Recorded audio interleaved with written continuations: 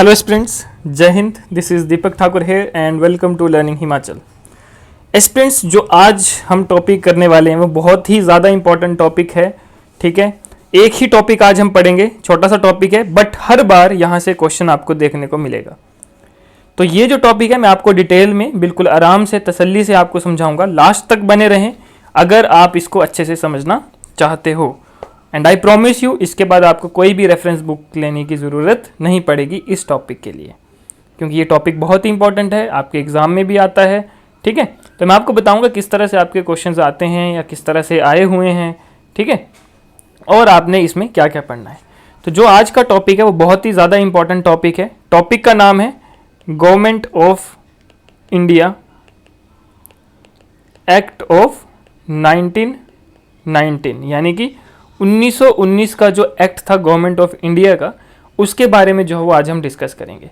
देखो गाइस, सबसे पहले मैं आपको बता दूं, ये जो अगर 1919 की बात करी गई है, ठीक है, यानी कि गवर्नमेंट ऑफ इंडिया जो 1919 का है, अगर मैं बोलूं तो ये जो एक्ट है ये फर्स्ट एक्ट था, यानी कि ब्रिटिश गवर्नमेंट ने इसको एक फर्स्ट एक्ट डिक्लेयर किया था, जिसके ऑब्जेक्टिव क्या होंगे, टू मेक या to introduction of responsible government of India. ठीक है, मतलब कि एक रिस्पॉन्सिबल गवर्नमेंट इंडिया में बनाने के लिए, रिस्पॉन्सिबल गवर्नमेंट इन इंडिया, कि इंडिया में जो है वो हम रिस्पॉन्सिबल गवर्नमेंट बनाएंगे, उसका ये फर्स्ट स्टेप था, आप ये कह सकते हैं। और सेकंड स्टेप की बात करें तो वो जो इसका अगला वाला एक्ट था 1935 वाला, उसको जो था सेकंड स्टेप बोला गया था, यानी कि फाइनल स्टेप भी वही था कि एक रिस्पॉन्सिबल गवर्नमेंट इंडिया में बनाने के लिए ये फर्स्ट स्टेप था। तो आज हम सिर्फ इसी के बारे में करेंगे। नेक्स्ट वीडियो में जो है वो हम नेक्स्ट वाले एक्ट के बारे में करेंगे, जो कि बहुत ही ज़्यादा इंपॉर्टेंट है इसी की तरह। ठीक है, और इन दोनों में से जो है वो कई बार किसी भी एक से जो है वो क्वेश्चन आपसे पूछा जाता है। ठीक है, तो देखिए ये जो एक्ट था गाइस, इसको आप कुछ और भी बोलते हो। क्या बोलते हो? इसको आप बोलते हो मोंटेग्यू चेम्सफोर्ड रिफॉर्म। क्या बोलते हो आप? Montague Chelmsford reforms. अब कोई बच्चे हैं जो इसको कैम्सफोर्ड बोलेगा, कोई चेम्सफोर्ड बोलेगा, तो प्रोनाउंसिएशन आपके एंड तक है, जो आप कहना चाहें वो कह सकते हो। ठीक है, बट बस मेन बात क्या है कि आपने याद रखना है। ठीक है, तो मोंटेग्यू चेम्सफोर्ड रिफॉर्म्स भी आप इसको बोलते हो। ये क्यों बोलते हो? क्योंकि जो ये मोंटेग्यू था ये उस टाइम का क्या था, सेक्रेटरी ऑफ स्टेट था, और चेम्सफोर्ड क्या था, उस टाइम का वाइसरॉय था इंडिया का। दैट्स वाई इस एक्ट को आप और क्या बोलते हो, मोंटेग्यू चेम्सफोर्ड रिफॉर्म भी कहते हो। अब देखिए, अगर हम बात करें इसके फीचर्स की, तो फीचर्स क्या आएंगे, इसके इंपॉर्टेंट फीचर्स की अगर हम बात करें तो सबसे पहले तो ये है कि इसने जो सेंट्रल कंट्रोल था, ठीक है, देखिए रिलैक्स्ड सेंट्रल कंट्रोल, मतलब कि जो सेंट्रल कंट्रोल था उसको रिलैक्स कर दिया। कैसे? डिमार्केट कर दिया या फिर सेपरेट कर दिया सेंट्रल और प्रोविंशियल सब्जेक्ट को। मतलब अब क्या था कि सेंट्रल और प्रोविंशियल लेजिस्लेचर जो थे उनको ऑथराइजेशन मिल गई थी अपने एंड तक, अपने लिस्ट ऑफ सब्जेक्ट्स में जो है वो लॉज बनाने के लिए, रिस्पेक्टिव लॉज बनाने के लिए। ठीक है, हालांकि जो स्ट्रक्चर ऑफ गवर्नमेंट रहेगा वो कैसा रहेगा, वो सेंट्रलाइज्ड ही रहेगा, मतलब एक तरह से ही रहेगा, बट उसको छोटे छोटे उसमें डिवाइड कर दिया कि यानी कि जो लोकल प्रोविंशियल थे, जो प्रोविंशियल लेजिस्लेचर थे, उन वो भी जो थे वो अपने एंड पे अपने उन लोकल लोगों के लिए लॉज बना सकते थे। ठीक है, तो एक तो फीचर ये था। इसका क्वेश्चन कई बार इस तरह से आ जाता है कि कौन से एक्ट में ये चीजें हुई थी। ठीक है, सेकंड था, ठीक है, it introduce the dyarchy system. ठीक है, डायरकी सिस्टम, ये देखिए डायरकी सिस्टम क्या होता है। डायरकी सिस्टम का मतलब होता है कि डबल रूल।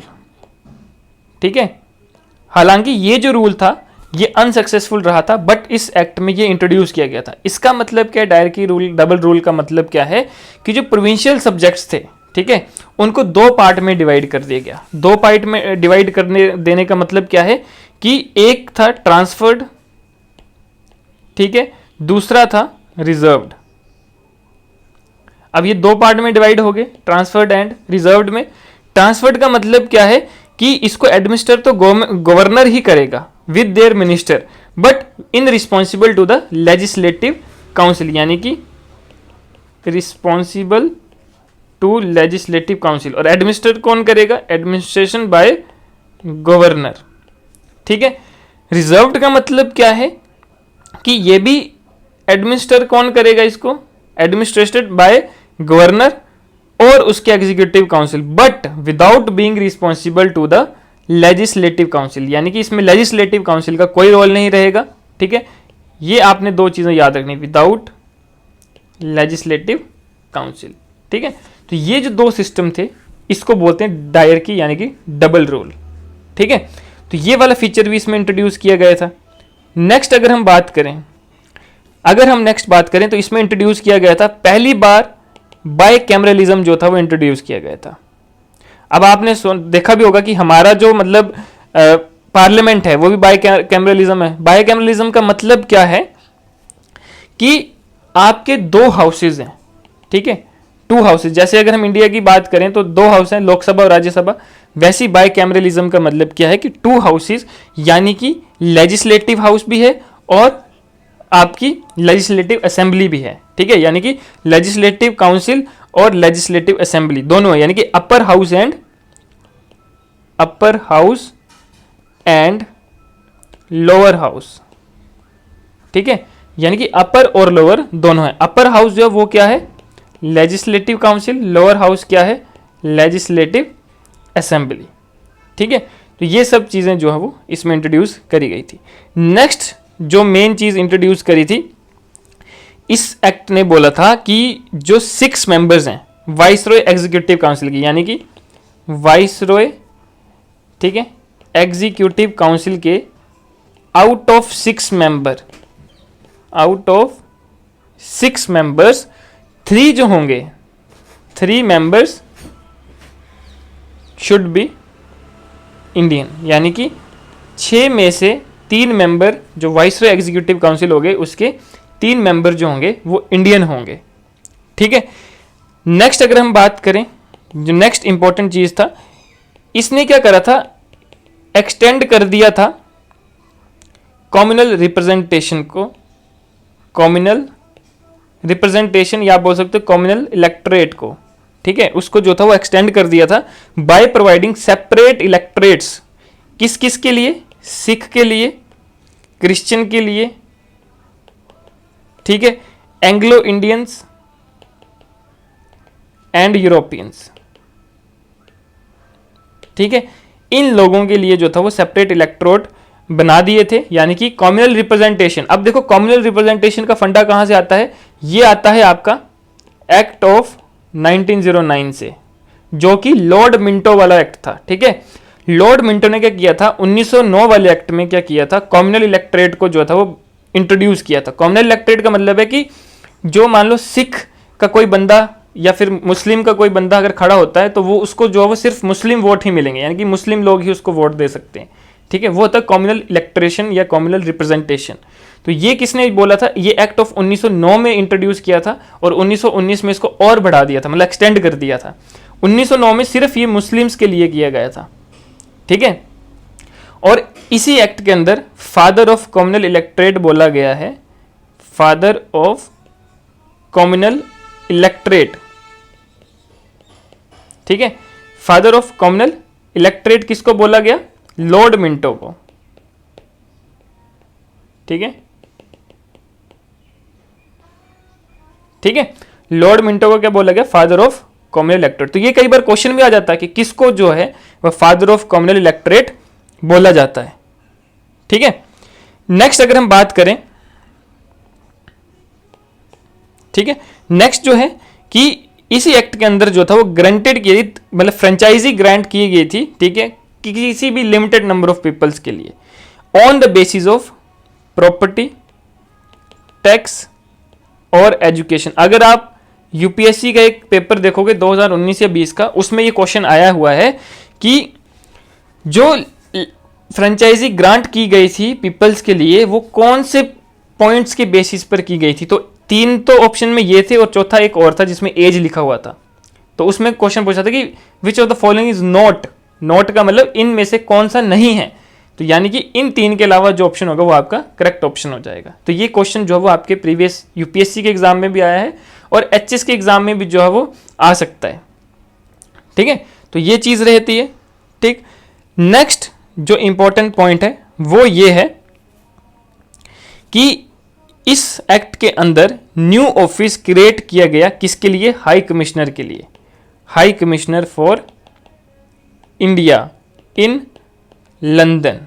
ठीक है, यानी कि इस एक्ट के अंदर क्या किया गया, न्यू ऑफिस बनाया गया हाई कमिश्नर का इंडिया के लिए लंदन में, और कुछ फंक्शन जो थी उसको ट्रांसफर कर दी गई थी। ठीक है, तो ये भी कई बार क्वेश्चन आता है कि हाई कमिश्नर ऑफ इंडिया का जो ऑफिस बना था वो कौन से एक्ट के अंदर इंट्रोड्यूस किया गया था। ठीक है, नेक्स्ट आता है मोस्ट इंपॉर्टेंट कि इसी एक्ट के अंदर जो था वो पब्लिक सर्विस कमीशन की स्थापना हुई थी, यानी कि पब्लिक सर्विस कमीशन एस्टेब्लिश किया गया था। यानी कि जो यूपीएससी है, सेंट्रल पब्लिक सर्विस कमीशन, वो कब सेटअप हुआ था, 1926। क्यों सेटअप हुआ था, सिविल सर्वेंट्स को रिक्रूट करने के लिए। ठीक है, तो कोई आपको पूछता है कि यूपीएससी की स्थापना कब हुई थी, तो आप बोल सकते हो कि 1926 में।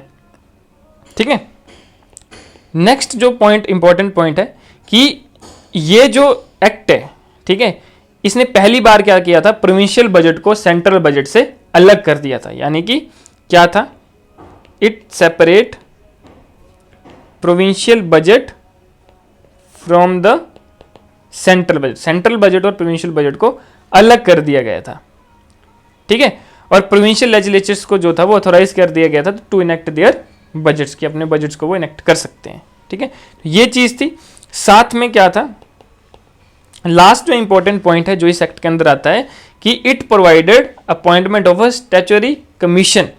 ठीक है, स्टैच्यूटरी कमीशन को अपॉइंट किया गया था। क्यों अपॉइंट किया गया था, to inquire into and report on its working after 10 years of its coming into force. तो सबसे पहले आपने सिर्फ इतना सा याद रखना है कि इस एक्ट के अंदर स्टैच्यूटरी कमीशन को भी अपॉइंट किया गया था, क्योंकि कई बार क्वेश्चन आ जाता है कि कौन से एक्ट के अंदर जो था वो स्टैच्यूटरी कमीशन अपॉइंट हुई थी। ठीक है, तो ये आपने जो है पॉइंट्स जो है वो याद रखने। देखिए ये जो पॉइंट्स हैं इसके बाहर आपका कुछ भी नहीं आएगा। ठीक है, यानी कि जो भी टॉपिक्स, जो भी क्वेश्चंस आपके यहाँ से आते हैं तो वो इन्हीं पॉइंट से आएंगे, और मैंने आपको इसी तरह से पॉइंट वाइज समझाया सो दैट कि आपके दिमाग में भी ये बातें रहें, इजीली जो है वो आप इन चीज़ों को लर्न कर सको, रिमाइंड कर सको। ठीक है, और इससे बाहर जो है वो आपका कोई भी टॉपिक, कोई भी क्वेश्चन जो है वो नहीं बनता है, यहीं से आपके क्वेश्चन बनेंगे। कई बार पूछ लिया जाता है, जैसे इसके बेसिस पे क्वेश्चन पूछ लिया जाता है कि कौन से एक्ट के अंदर जो था वो यूपीएससी जो था इंट्रोड्यूस किया गया था, यानी कि public service commission, central public service commission जो था वो इंट्रोड्यूस किया गया था। आपको पता कि ये 1926 में हुआ था, तो 1926 यानी कि 1919 वाले एक्ट में इंट्रोड्यूस किया था। ठीक है, अब जो नेक्स्ट हम पढ़ेंगे, जो नेक्स्ट वीडियो हम करेंगे वो हम करेंगे 1935 government of India act of 1935। उसको जो है वो हम पढ़ेंगे क्योंकि वो लेंथी डिटेल्ड डॉक्यूमेंट है। ठीक है, सेकंड और फाइनल माइलस्टोन है रिस्पॉन्सिबल गवर्नमेंट इंडिया में बनाने के लिए। ठीक है, तो वो चीज़ जो है वो हम उसको भी पढ़ेंगे, बट वो नेक्स्ट वीडियो में पढ़ेंगे। तो आज के लिए जो है वो इतना ही। होप सो आपको यहाँ से कुछ सीखने को मिला होगा। बहुत ही इंपॉर्टेंट टॉपिक जो था वो मैंने आपको आज बताया, यहीं से आपके जो है वो क्वेश्चंस एग्जाम में आएंगे। Thank you guys, thank you so much, जय हिंद।